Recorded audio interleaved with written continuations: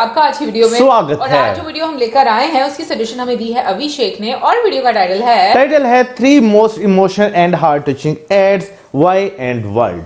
उम्मीद करती हूँ कि इसको देखकर मैं बहुत भावुक नहीं हो जाएंगी। वैसे मैं वर्ड यही यूज करना चाह रही थी बट मुझे लगा कि कंफर्म नहीं था। मुझे लग रहा था मैं कहीं गलत भावुक था ना। हाँ, इमोशनल। एग्जैक्टली। तो भावनाओं में नहीं बह जाएंगी। तो चलिए देखते हैं ये वीडियो, लेकिन इससे पहले इस वीडियो के चैनल का विजुअल लिंक आपको हमारी वीडियो की डिस्क्रिप्शन में मिल जाएगा। सब्सक्राइब करें, लाइक करें, शेयर करें, फॉलो करें इनके चैनल को। उसके अलावा मैं चैनल का लिंक इंस्टाग्राम का लिंक भी हमारी वीडियो की डिस्क्रिप्शन में मिल जाएगा। सब्सक्राइब करें, लाइक करें, शेयर करें, फॉलो करें। चलिए देख लेते हैं ये video.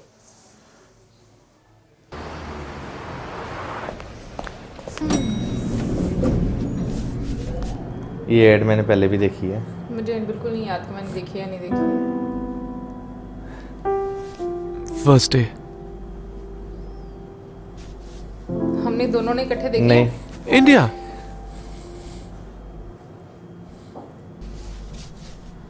Hi, Vikram from Delhi. Shahnaz, Lahore. Analyzing the market trends, I suggest our company should invest in the Indian music industry. Punjabi rap rules, guys. Well, I think Pakistani Sufi is bigger.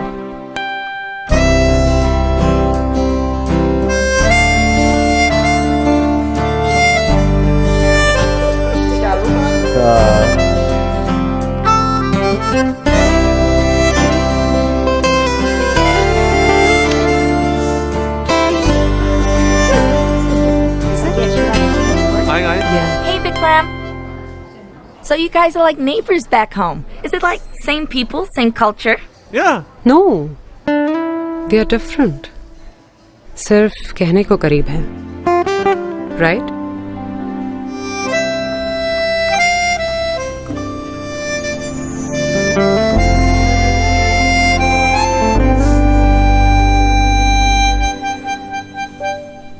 I think मैंने ये देखी वैसे है। देखी हुई है? हाँ।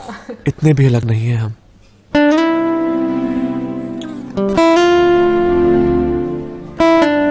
लेकिन हमारी बिरयानी बेहतर है। तो कब बुला रही हैं आप?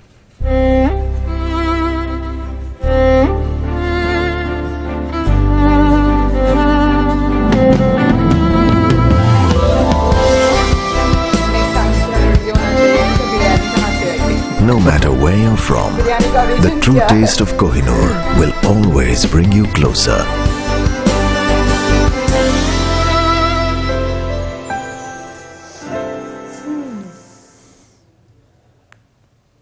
जागो कंबल प्रेमियों, मेरा नाम है ऋषि रावत। सुबह के 5:30 बजे हैं और मैं जानता हूं कि आप में से कोई भी मुझे नहीं सुन रहा है, लेकिन रोज की तरह एक कप कॉफी और एक ढीठ आरजे लगे हुए हैं आपकी एक कॉल के लिए।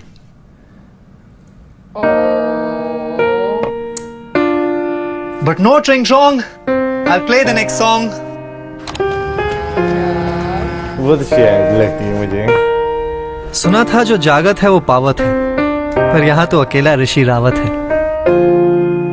क्या क्या नहीं किया आपसे ये फोन बजवाने के लिए। No tring wrong, I play your next song. तो एक जोक मैंने सुनाया, अब एक जोक आप सुनाओ। मेरी नई caller tune. 2 passes free, 2 vouchers free, 1 छाता फ्री। आज मेरा बर्थडे है, प्लीज फोन करो। पर लगता है किस्मत भी 8 बजे के बाद ही जागती है। और आप है हमारे 100th caller. कोई सुनेगा नहीं तो फोन कैसे बजेगा?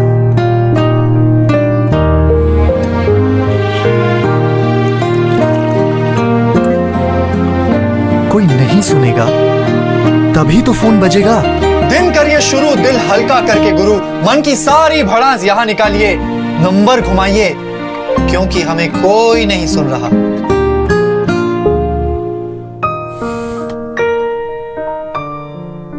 But no string wrong, I'll play the next song. RJ Rishi, हमें कोई नहीं सुन रहा ना? Thank you, yes. मेरा बॉस कंजूस, खड़ूस, सड़ूस, 2 पैसे की अकल नहीं। सॉरी कहना चाहता हूँ। सॉरी ब्रो, माफ कर दे यार। Mama, I miss you. Stay started with Nescafe Mornings, जहाँ 1 कप कॉफी और एक ढीठ आरजे फिर भी लगे हुए हैं। Nestle, good food, good life. मट्ठी और अचार। स्वेटर तो पहन। नहीं, ठीक हूँ मैं। पता नहीं अब तेरे पापा क्या करेंगे रिटायर होकर। क्यों? बॉम्बे चलोगे आप दोनों मेरे साथ, और क्या? नहीं जाएंगे। मैंने देखी हुई है। क्यों नहीं जाएंगे? हमने ये करीब 40 साल पहले तेरे पापा भाग के बम्बई गए थे फिल्मों में हीरो बनने के लिए। शोले वाली। पापा, ये मिस्टर सिनेमा हॉल मैनेजर हमारे ये हीरो बनना चाहते थे। एक दिन इनका फोन आया, फिल्म में कोई रोल मिला था। पता नहीं आपके साथ देखी कि नहीं बैंगलोर के देखी। पास शूटिंग थी। तेरे दादाजी को ये सब पसंद नहीं था ना, कान पकड़कर ले आए और तेरे पापा यहीं सेटल हो गए। ठान लिया था कि हीरो नहीं बने तो कभी बम्बई नहीं जाएंगे। सिनेमा हॉल में नौकरी कर ली, फिल्मों से जुड़े भी रहे और अलग भी। Okay Google, which Hindi movie was shot near Bangalore 40 years ago? Sholay? Okay Google, where was Sholay shot? Ramanagara. नमस्ते पापा। स्वेटर तो पहनो। जी। मैंने कहा ना, तेरे पापा तेरे साथ बम्बई नहीं आएंगे। हैं? बम्बई? मम्मी बम्बई नहीं जा रहे, मैं और पापा छुट्टी पे जा रहे हैं। छुट्टी? हाँ। तुम बाप बेटा जानो भाई, तुम्हारे बीच की बात है।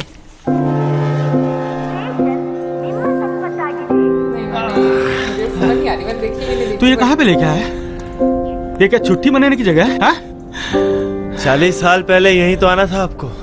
हाँ?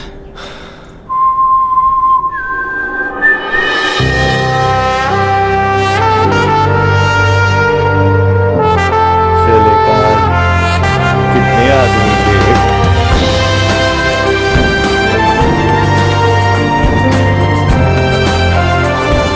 शोले की शूटिंग यहीं हुई थी पापा, और यहीं कहीं शायद वो फेमस डायलॉग हुआ होगा ना, कितने आदमी थे।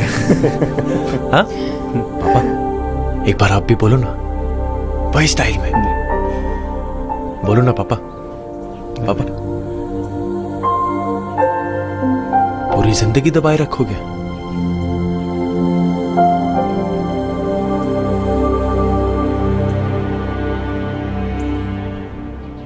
कितने आदमी थे?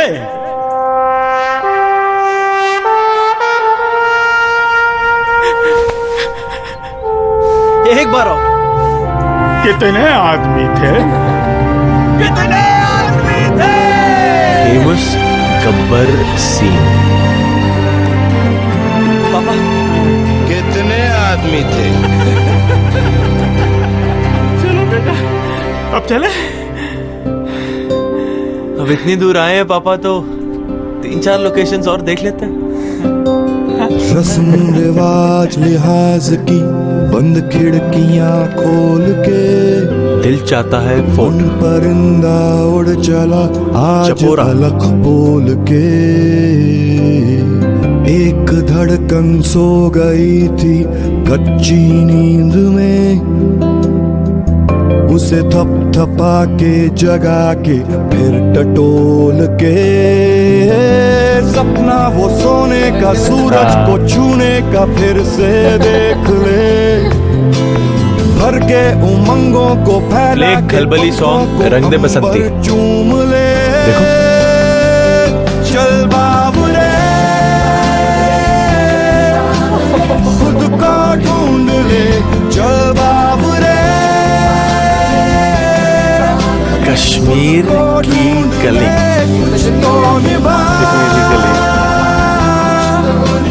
खुद से यारियां चल बाबुरे,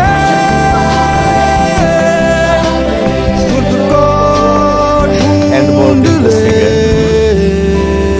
कैसी रही छुट्टी? बढ़िया।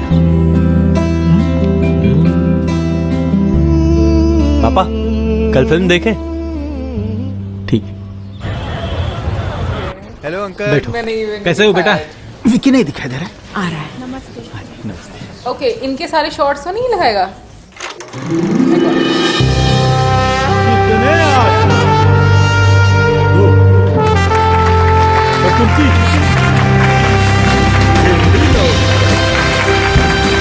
जी हाँ।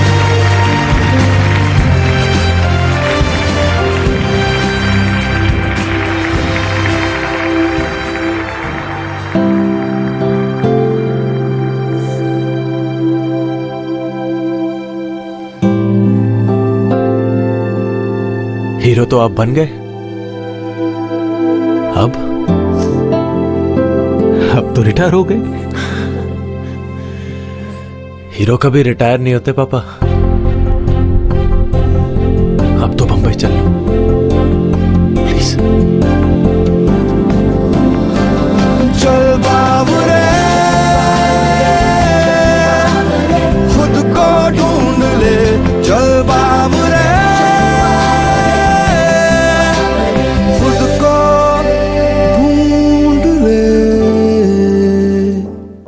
इन 3 एड्स की बात की जाए तो तीनों एड्स जो है मुझे बहुत अच्छी लगती हैं, लेकिन मैं इनमें से सबसे ज्यादा जो मुझे पसंद है पर्सनली वो मुझे नेस्कैफे वाली जो है वो पसंद है। नहीं, मुझे वैसे लास्ट 2 जो है दोनों बहुत अच्छी लगी नहीं, हैं दोनों और बहुत अच्छी हैं, लेकिन मैं अपनी बात कर रहा अरे हूँ। पापा, मैं अपनी बात कर रही हूँ ना कि मुझे ज्यादा 2 वाली अच्छी लगी हैं।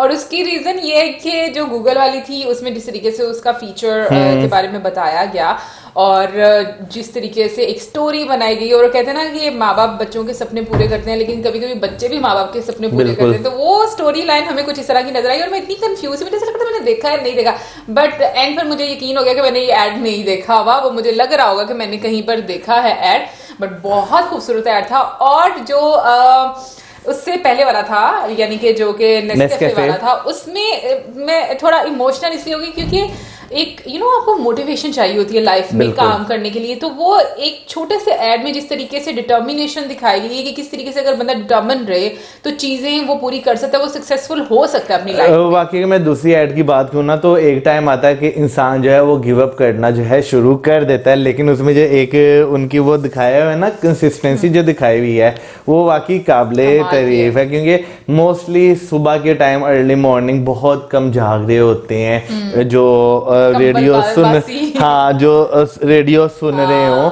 और वाकई रेडियो जो है वो एक ऐसी चीज है कि अभी भी आप सुने ना आपको मजा आता है। बेशक बहुत पुरानी टेक्नोलॉजी हो चुकी है, बहुत कम लोग उसका इस्तेमाल करते हैं, इवन के कई मोबाइलों ने तो अपने मोबाइल से रेडियो ही निकाल दिए हैं, लेकिन रेडियो सुनने का अभी भी मजा आता है। तो जो एफएम वगैरह होते हैं फिर किस पर आते हैं अगर निकाल दिए हैं 2 ऑप्शन? बहुत कम मोबाइलों में एफएम का लिमिटेड हो गया ये, लिमिटेड मोबाइल्स में जो है एफएम का ऑप्शन आता है, या आप जो है एफएम वालों की एक ऐप होती है वो डाउनलोड कर लें तो उस पर फिर सारे एफएम आ जाते हैं, वो भी एडवांस हो गए, इंटरनेट पे आ चुके हैं, तो मजा आता है एफएम सुनने का। मैं अगर बात करूँ आज से कुछ अरसा पहले, तकरीबन 7-8 साल पहले मैं रेडियो सुना करता था मोबाइल पे। हम सारे रात के टाइम जो है प्रोग्राम आने के नजर इतने मजे के, हाँ मुझे अच्छे से याद है, अम्मी भी बड़ा सुना करती थी। और उसमें मतलब मैं 10-12 साल पहले की बात करूंगी, मैं 7-8 साल पहले की, उस टाइम पर गाने सुनना और जो गपशप होती थी, लोग इतनी ज्यादा कॉल्स किया करते थे, मजा आता था।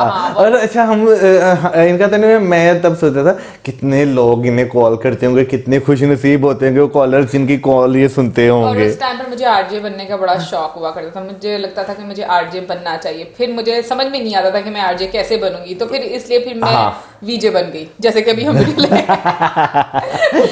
वीडियो जॉकी बन गया मैं। रेडियो जॉकी तो बन नहीं सके, वीडियो जॉकी सही। आरजे नहीं बन सके तो कोई बात नहीं, लेकिन ये कि मुझे अच्छा लगता था इस तरह की चीजें करना शुरू से ही, जैसे कि मतलब मैस कॉम की फील्ड से आप होते हो तो आपको अच्छा लगता है इवेंट्स ऑर्गेनाइज करना, बट ये है कि कभी मतलब इस तरह सामने आकर मुझे करने का इतना ज्यादा शौक नहीं था, लेकिन वो कहते हैं ना कि जिस चीज का आपको ज्यादा शौक नहीं होता वही चीज आपके सामने आती है और फिर वही काम करने का आपको बहुत मजा भी आता है। और यूजुअली ये जो काम हम कर रहे हैं ना हमें करने का, इसमें बहुत ज्यादा मजा आता है, हमारे एक तरह का पैशन बन चुका है भाई ये। बहुत ज्यादा मुझे मजा आता है, क्योंकि जब तक मैं हमेशा बोलती हूँ मैं वीडियोस नहीं बनाऊं तो मेरा एक मैं कहूँगी आइकॉनिक डायलॉग है कि मेरा दिन अच्छा नहीं गुजरता, और ये वाकई में ऐसा होता है। और अब हम फर्स्ट वाली एड की तरफ आते हैं। वो एड भी बहुत अच्छी, मैंने बड़ी देर पहले जो है वो एड देखी थी, अब ये मुझे एग्जैक्ट टाइम नहीं याद, लेकिन काफी देर पहले जो है ये एड मैंने देखी थी। इसके अलावा और भी बहुत सारे ये ऐसी एड्स हैं जो इंडिया पाकिस्तान में बनी हुई है। इंडिया पाकिस्तान की एड्स तो देखने को वैसे बहुत मजा आता है ना। मजा तो आता है, बट मुझे ऐसा लगा कि उसमें ना पाकिस्तानी बड़ी एरोगेंट है। हाँ, ना मतलब मुझे दिख रहा था उसमें कि बड़ी, लेकिन आई थिंक रियल में इतने एरोगेंट नहीं होते। इस तरह से पाकिस्तानी जब मिलते हैं तो बहुत अच्छे से मिलते हैं। और दूसरा ये कि मुझे ऐसा लगता है कि ऐसे एड्स बनने चाहिए जो कि अगर इंडिया और पाकिस्तान के बारे में है ना, तो मुझे लगता है ऐसे एड्स बनने चाहिए जो कि ना थोड़ा जो म्यूचुअल चीजें हैं ना उसको हम लोग और ज्यादा डिस्कस कर सके। जैसे कि उन्होंने वैसे बीच में बिरयानी की बात की, तो बिरयानी का भी तो ओरिजिन जो है या हम कहेंगे कहाँ से आई है, तो वो भी हम सबको पता है कि वो भी इंडिया से आई हुई है। आई मीन ये बाद में पता चला, ना, मतलब पहले लोगों को पता नहीं। तो मुझे लगता है कि ये सारी चीजें थोड़ी तालमेल इस तरह की होनी चाहिए कि लोगों को उसमें इंफॉर्मेशन भी मिलनी चाहिए चीजों की बजाय इसके। ठीक है, प्यार मोहब्बत होता है, लेकिन आई थिंक थोड़ा मैसेज जो है ना वो बड़ा क्लियर होना चाहिए चीजों को लेकर। हम लोगों को वो कहते हैं प्यार के वो थपकी दे दे कर ना बिगाड़ना नहीं चाहिए लोगों को। मैं अगर बात करूँ ना ऐड की, तो मुझे गूगल की ऐड जो थी ना, जो उन्होंने इंडिया पाकिस्तान पे, अगर आपको याद हो, बनाई हो यूसुफ वाली। नहीं, गूगल की मैं एड्स देखती हूँ, गूगल बहुत अच्छी एड्स बनाता है। गूगल की एड्स का जो हम कहेंगे कि वो जो क्रक्स होता है ना वो आपको छू जाता है। इतना मजा आता है आपको देखने वो एड अभी भी आप देखो ना यूसुफ वाली, तो एंड पे आपको रोना आ जाता है, क्योंकि वो जो एक जिस तरह मिलते हैं ना, जिस तरह वो हग करते हैं एक दूसरे को, वो वाकई बहुत इमोशनल सीन है। वो गूगल वाली एड, और अभी जो रिसेंटली जैसे एक वीडियो वायरल हुआ है तो मुझे देखो कहीं ना कहीं पर चीजें रियल में वो एग्जिस्ट करती, इसीलिए वो हमारे दिल को ना छू जाती हैं।